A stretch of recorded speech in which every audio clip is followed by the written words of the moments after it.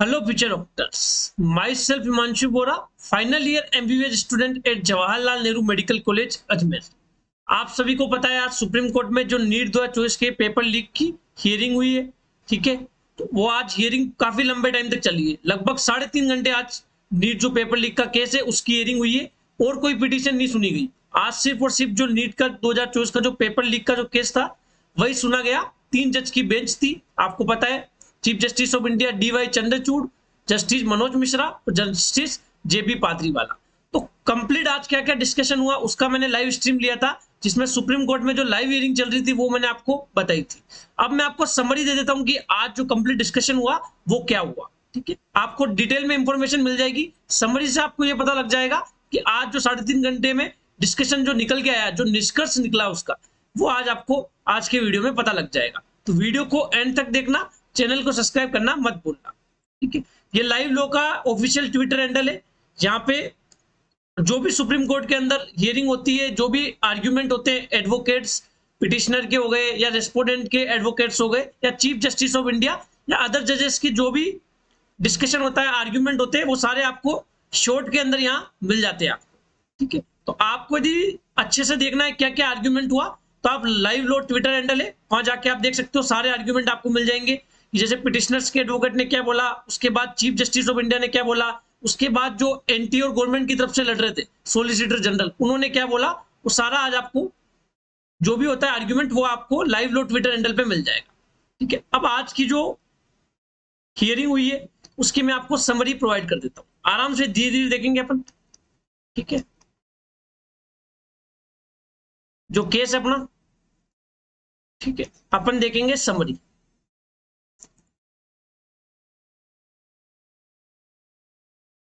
ठीक है। आज हुई है हियरिंग 18 जुलाई को, ठीक है। लगभग आप मान के चलो, सुप्रीम कोर्ट में आप देखोगे जो केस होते हैं वो 5 मिनट 10 मिनट में सोल्व हो जाते हैं, लेकिन अपने केस की लगभग हियरिंग चली ना 3 घंटे 30 मिनट अपनी हियरिंग चली। लगभग आप मान लो 210 मिनट अपनी हियरिंग चली और कोई केस सुने ही नहीं गए। बस बीच में लंच ब्रेक आया था और सुबह आपको पता है कि जो सुप्रीम कोर्ट में 2 जज नए अपॉइंट हुए, तो ओथ सेरेमनी थी, इसलिए जो कोर्ट था वो लगभग 11:30 बजे स्टार्ट हुआ था, ठीक है। अब मैं आपको बताता हूँ क्या क्या आज हुआ। सबसे पहले जो IIT मद्रास की जो रिपोर्ट थी, वो अपने जो रेस्पोंडेंट जो एंटी गवर्नमेंट की तरफ से लड़ रहे थे सोलिसिटर जनरल जी, उन्होंने बोला कि IIT मद्रास की रिपोर्ट बोलती है कि कोई भी वाइड स्प्रेड पेपर का लीकेज नहीं हुआ है और कोई भी हमें एबनॉर्मलिटी नहीं देखने को मिली। उसमें जो पिटिशनर्स के एडवोकेट थे उन्होंने बोला कि जो IIT मद्रास ने जो कर्व तैयार किया वो बहुत ज्यादा मास वाले बच्चों का था, मतलब 25 लाख बच्चों का उन्होंने कर्व तैयार किया है। तो उस कर्व से हम जो छोटी एबनॉर्मलिटी हुई है 20,000 25,000 बच्चों के लिए, वो हम नहीं बता पाएंगे, ठीक है। तो चीफ जस्टिस ऑफ इंडिया ने पूछा कितनी सीट से, ठीक है। उसके लिए चीफ जस्टिस ऑफ इंडिया ने पूछा कितनी सीट से, तो एडवोकेट ने बोला टोटल जो सीट है, ठीक है। आपको मैं संक्षिप्त में सारी चीजें बताऊंगा।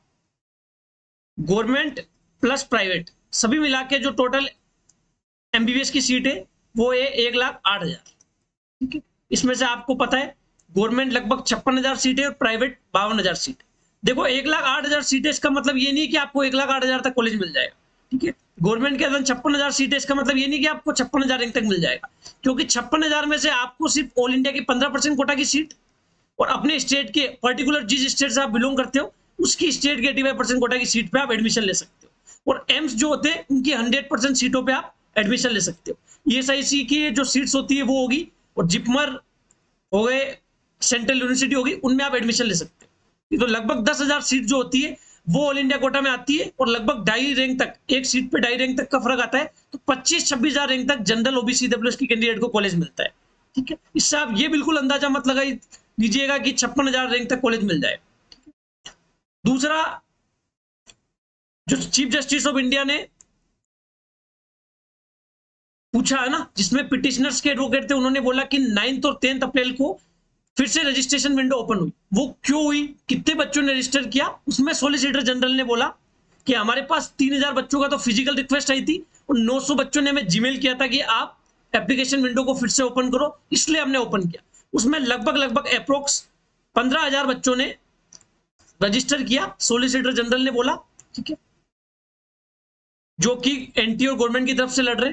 15,000 बच्चों ने रजिस्टर किया ना, उसमें से जो 1,08,000 सीटें बताई उसमें से सिर्फ 44 बच्चे आ रहे हैं, 44 स्टूडेंट्स आ रहे हैं सिर्फ और सिर्फ 1,08,000 रैंक के अंदर। ठीक है, तो इससे कोई प्रॉब्लम नहीं हुई, हमने रजिस्ट्रेशन विंडो ओपन की है, उससे कोई प्रॉब्लम नहीं हुई, ऐसा सॉलिसिटर जनरल ने बोला। ठीक है, फिर सीजीआई ने पूछा हजारीबाग का क्या केस है। ठीक है, आज जो बात हुई है अधिकतर जो हुई है वो हजारीबाग सेंटर पे हुई। आपको पता है हजारीबाग झारखंड में एक सिटी है। ठीक है, वहां पे एक पर्टिकुलर सेंटर पे ओएसिस स्कूल था, वहां से पेपर लीक की खबरें आई। आपको पता है ओएसिस स्कूल के जो प्रिंसिपल है वो भी अरेस्ट हो चुके हैं। ठीक है, बाकी सुप्रीम कोर्ट ऑफ इंडिया के जो चीफ जस्टिस है उन्होंने पूछा कि पेपर कब ट्रांसफर किया गया, तो एनटीए के जो वकील थे उन्होंने बोला 24 अप्रैल को हमने पेपर ट्रांसफर कर दिए थे अलग अलग जगह, और 3 मई को जो पेपर थे वो 2 बैंक, एक कैनरा बैंक और एसबीआई बैंक, दोनों बैंक के अंदर पेपर सबमिट कर दिए गए। ठीक है, उसमें जो पिटिशनर्स के एडवोकेट थे उन्होंने बोला कि पेपर को सही तरीके से ट्रांसपोर्ट नहीं किया गया, चेन ऑफ कस्टडी से ही पेपर लीक हुआ, ऐसे पिटिशनर के एडवोकेट ने दावा किया है। उन्होंने बोला कि ऑटो से, ई रिक्शा से पेपर को ट्रांसफर किया गया, इससे काफी सारी ट्रांसपोर्ट के अंदर प्रॉब्लम देखने को मिली। उसमें सोलिसिटर जनरल ने बोला कि हमने जो ई रिक्शा के अंदर ट्रांसफर किया था वो ओएमआर शीट थी, नहीं वो पेपर नहीं थे। हमने 3 मई तक सेफली पेपर को कैनरा बैंक और एसबीआई बैंक के अंदर सबमिट कर दिया था, और 5 मई को पेपर लीक तो हुआ है हजारीबाग में, लेकिन वो 3 मई को नहीं हुआ है, वो 5 मई को मॉर्निंग के अंदर 7 से लेकर 9 के बीच में हुआ है, ऐसा सोलिसिटर जनरल ने बोला है। ठीक है, तो हजारीबाग पे अभी क्लियरिटी नहीं आई है ना कि पेपर हजारीबाग में वाइड स्प्रेड पेपर लीकेज हुआ है या फिर मॉर्निंग में पेपर लीकेज हुआ है, क्योंकि सोलिसिटर जनरल जो एनटी और गवर्नमेंट की तरफ से लड़ रहे थे उन्होंने ये भी बोला कि जो पेपर था पटना के अंदर जो लीक हुआ था वो भी हजारीबाग के जो प्रिंसिपल है उन्होंने, और जो इसमें गैंग में इन्वॉल्व थे उन्होंने व्हाट्सएप के माध्यम से या सोशल मीडिया के माध्यम से जो पटना की गैंग थी उनको पेपर ट्रांसफर किया था। ठीक है, यदि ऐसा हुआ 5 मई को हजारीबाग से यदि पेपर लीक हुआ, तो जो बच्चे जिनको 4 मई को पटना के अंदर पेपर जो रटवाया गया, आपको पता है जैसे आयुष पटेल, अनुराग यादव, 2 बच्चों ने तो ये कबूलनामा दिया है, कबूल किया है उन्होंने कि हमें 4 मई को पेपर हटवाया गया और सेम पेपर हमें नीट एग्जाम के अंदर देखने को मिला। यदि ऐसा हुआ तो फिर उनको 4 मई को कैसे हटवाया गया, क्या पता हजारीबाग का पटना से लिंक ना हो, पटना के अंदर अलग से पेपर लीक हुआ हो, या फिर हजारीबाग से लिंक है, 5 मई को हुआ है, 3 मई को हुआ है ना, इस पे अभी तक क्लियरिटी नहीं आई है ना, इस पे क्लियरिटी अपन को और सीबीआई इन्वेस्टिगेशन चल रही है उसके बाद देखने को मिलेगी।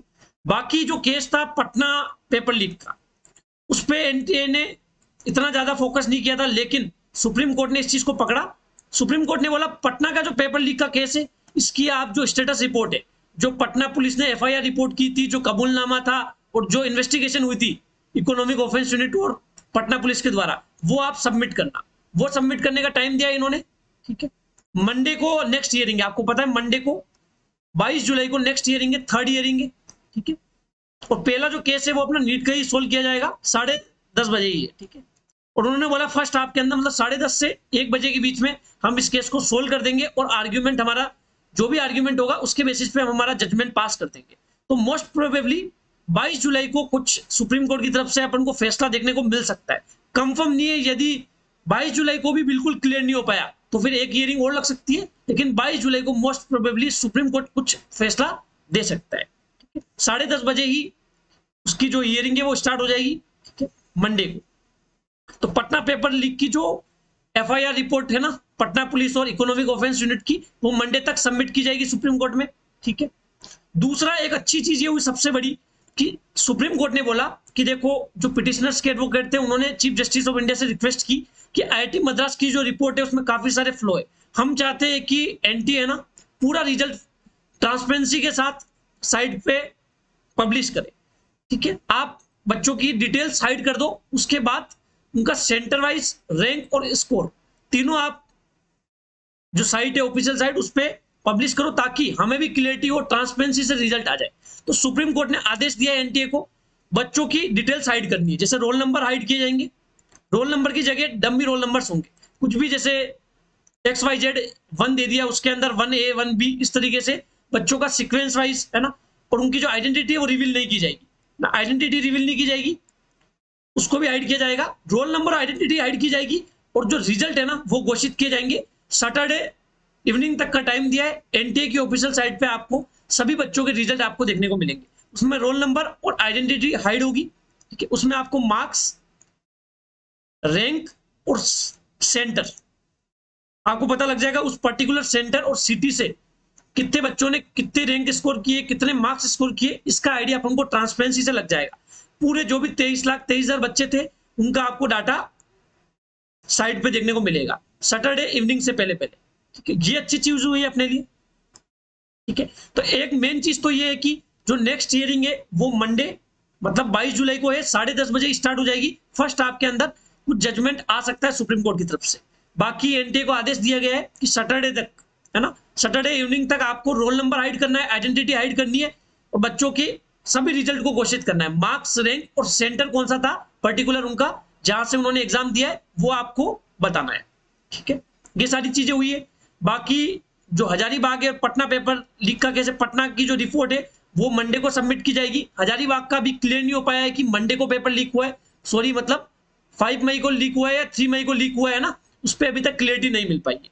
बाकी सुप्रीम कोर्ट ने काफी सारे क्वेश्चन पूछे, कितने बच्चे अपीयर हुए 2022 में, 23 में, 24 में, ठीक है। प्लस ये भी पूछा कि बच्चों से आपने कितना पैसा अर्न किया, मतलब आपने बच्चों से एप्लीकेशन फॉर्म के जो चार्जेस लिए वो कितना था, है ना। तो उस पे सॉलिसिटर जनरल सही से क्लियर नहीं बता पाया ना। बाकी आपको पता है जैसे जनरल की जो कैंडिडेट होती है उसकी एप्लीकेशन फी 1700 रुपए होती है, ओबीसी ईडब्ल्यूएस के लिए 1600 रुपए होती है और एससी एसटी के लिए 1000 रुपए होती है। तो लगभग दैनिक भास्कर का आर्टिकल आया था जिसमें 300 से 350 करोड़ रुपए अर्न किए थे एनटीए ने एप्लीकेशन फी से, ठीक है, जो एप्लीकेशन की जो रजिस्ट्रेशन फी होती है उससे, ठीक है। तो सुप्रीम कोर्ट ने उनको डांटा और बोला कि जब आप 350 करोड़ रुपए आपने इकट्ठा किया तो आपने हर एक सेंटर पे अच्छे से सीसीटीवी कैमरा क्यों नहीं लगाए, अच्छे से आपने सभी जो ट्रेन क्यों नहीं किया उनको, जो आपके सुपरिटेंडेंट थे, ऑब्जर्वर्स थे ना, आपने ट्रांसपोर्ट में इतनी सारी गलतियां क्यों की, ऐसा बोला सुप्रीम कोर्ट के जो चीफ जस्टिस ऑफ इंडिया है, ठीक है, उन्होंने, ठीक है। बाकी अब जो क्लियरिटी अपन को मिलेगी वो अपन को मिलेगी नेक्स्ट हियरिंग है 22 जुलाई को, ठीक है, मंडे को। आपको सैटरडे तक मतलब परसों तक आपको इवनिंग तक सभी बच्चों का रिजल्ट देखने को मिलेगा ट्रांसपेरेंसी के साथ। उसमें बच्चों की जो डिटेल्स है वो हाइड की जाएगी, लेकिन आपको मार्क्स, रैंक और पर्टिकुलर किस सेंटर से बच्चे ने एग्जाम दिया है वो आपको देखने को मिलेगा। पटना जो रिपोर्ट थी, पटना की एफआईआर रिपोर्ट, वो आपको पटना पुलिस ने जो की थी इकोनॉमिक ऑफेंस यूनिट की रिपोर्ट, ये आपको मंडे को देखने को मिलेगी। और मोस्ट प्रोबेबली मंडे को कोई जजमेंट आ सकता है, मंडे को सुप्रीम कोर्ट का डिसीजन आ सकता है। सोलिसिटर जनरल ने बोला है कि 24 जुलाई से काउंसलिंग स्टार्ट हम कर सकते हैं, लेकिन अभी तक उस पर कोई क्लियरिटी नहीं दी है, ठीक है। तो जो भी समरी थी वो मैंने आपको बता दी है। बाकी आप पर्टिकुलर आर्ग्यूमेंट पढ़ना चाहते हो तो वो लाइव लो ट्विटर हैंडल पे जाके आप एडवोकेट, जो पिटिशनर के एडवोकेट थे, जो एनटीए के एडवोकेट थे और जो सुप्रीम कोर्ट ऑफ इंडिया के जो चीफ जस्टिस है, उन्होंने जो जो बातें बोली है सारा आपको लाइव लो के अंदर step by step point wise मिल जाएगा, वो आप देख सकते हो। बाकी जो समरी थी वो मैंने आपको दे दी है, ठीक है। बाकी 61 बच्चों ने टॉप किया, ये आपको पता है, 720 आउट ऑफ 720, जिसमें से 44 बच्चों के एक जब क्वेश्चन बोनस करने के बाद 44 बच्चों के 720 आउट ऑफ 720 हुए। ओएसिस स्कूल की बात हुई है ना, हजारीबाग सेंटर की, पटना का जो सेंटर था ना जब से पेपर लीक हुआ है उसकी बात हुई है, ठीक है। बाकी जो 9 और 10 अप्रैल को जो रजिस्ट्रेशन विंडो ओपन हुई है उसके बारे में डिस्कशन हुआ है। और एक इंपॉर्टेंट चीज छूट गई, गोदारा का जो था तो उसमें ओएमआर स्कैम होने वाला था। आप सभी को पता है वहां के डिप्टी सुपरिटेंडेंट थे तुषार भट्ट नाम से, वो बच्चों की पोस्ट एग्जाम कंप्लीट होने के बाद बच्चों की ओएमआर फिल करने वाले थे, उससे पहले ही उनको पकड़ लिया गया। ये काफी अच्छी चीज हुई है ना। जो एडमिनिस्ट्रेशन था उन्होंने उनको जब सोर्सेस से इंफॉर्मेशन मिली तो उन्होंने तुषार भट्ट को उसी टाइम अरेस्ट कर लिया। तो गोदारा में जो स्कैम होने वाला था वो नहीं हुआ, तो सीजीआई ने मना कर दिया साफ साफ कि पेपर जो लीक है, जो ओएमआर स्कैम है, वो गोदारा में नहीं हुआ है ना। हो सकता था लेकिन हुआ नहीं, तो गोदारा का केस खत्म है, हो चुका है बिल्कुल। अब जो केस है वो सिर्फ हजारीबाग और पटना का है, कि बाकी सभी बच्चों का रिजल्ट आपको देखने को मिलेगा। इस तरीके से आज पूरी सुनवाई हुई है, ठीक है, काफी लंबी चली है, 3.5 घंटे आज सुनवाई चली है। पूरे आज दिन में सिर्फ और सिर्फ नीट का जो केस था वही सुना गया सुप्रीम कोर्ट में। बाकी सुप्रीम कोर्ट में 5 मिनट 10 मिनट में केस सोल्व हो जाते हैं, लेकिन ये हाई प्रोफाइल केस है, बहुत बच्चों की जिंदगी दांव पे लगी हुई है, इसलिए सुप्रीम कोर्ट ने काफी टाइम दिया इस पे, ठीक है। बाकी मंडे को जो हियरिंग होगी उस पर फिर हम लाइव स्ट्रीम के माध्यम से आपको लाइव बता देंगे, ठीक है। सारी चीजें मैंने आपको बता दी। अब आपको मैं बता देता हूँ रीनीट के जो चांसेस है वो थोड़े से कम है। क्यों? क्योंकि मुझे जो लग रहा है सीजेआई जो चीफ जस्टिस ऑफ इंडिया है वो भी फोकस कर रहे हैं सिर्फ पटना और हजारीबाग। देखो ऐसा हो सकता है या तो उन बच्चों को डिबार कर दिया जाए और जो गैंग थी उनको अरेस्ट कर दिया जाए, या फिर ये हो सकता है कि इन पर्टिकुलर जो सेंटर से पेपर लीक हुआ वहां के बच्चों को के लिए क्या कर सकते हैं, वहां के बच्चों के लिए फिर से एग्जाम कंडक्ट करवा सकते हैं, या फिर रीनीट के जो चांसेस है बहुत कम है।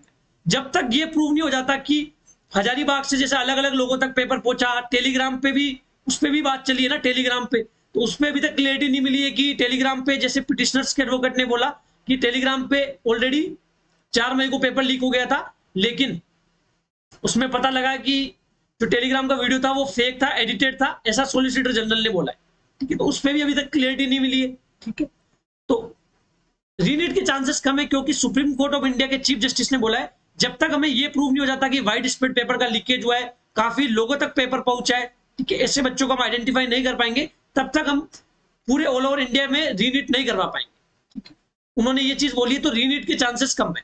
तो जो बच्चे के अच्छा स्कोर आ रहा है, जो बच्चे इस बार गवर्नमेंट प्राइवेट कॉलेजेस लेना चाहते हैं या फिर बीडीएस बीएमएस कुछ भी लेना चाहते हैं, वो अपने डॉक्यूमेंट्स को रेडी रख ले और अच्छे से काउंसलिंग पे फोकस करना स्टार्ट कर दे। बाकी आप बायोमेडिकोस से जुड़ना चाहते हो, बायोमेडिकोस से काउंसलिंग करवाना चाहते हो, तो बायोमेडिकोस का पेड काउंसलिंग प्रोग्राम ज्वाइन कर सकते हो। हमारे गोल्डन प्लान है, हमारा डायमंड प्लान है। गोल्डन प्लान का प्राइस 2000 रुपीज है और डायमंड प्लान का प्राइस 4000 रुपीज है। इंडिया का मोस्ट अफोर्डेबल काउंसलिंग प्रोग्राम है, नॉन रिफंडेबल अमाउंट है, वन टाइम फी है। ठीक है, इफेक्टिव गाइडेंस मिल जाएगा आपको बायोमेडिकोस के प्रीमियम ग्रुप में जोड़ा जाएगा, सारे डाउट्स क्लियर होंगे, सारा डाटा मिल जाएगा आपको, परफेक्ट डिसीजन मेकिंग में हेल्प की जाएगी और कॉमन चॉइस फिलिंग लिस्ट मिलेगी आपको गोल्डन प्लान। डायमंड प्लान में ये सारे फीचर्स तो मिलेंगे, प्लस इंडिविजुअल प्रेफरेंस लिस्ट मिलेगी आपको, और इंडिया के 15% कोटा की भी और स्टेट के 85% कोटा की भी, और कॉलिंग असिस्टेंस मिलेगा till last round of counselling. तो आप बायोमेडिकोस का पेड काउंसलिंग प्रोग्राम ज्वाइन करना चाहते हो तो 9521270863 पे पेमेंट करके पेमेंट का स्क्रीनशॉट मुझे व्हाट्सएप कर दीजिए। पेमेंट का मोड फोन पे, गूगल पे, पेटीएम रहेगा।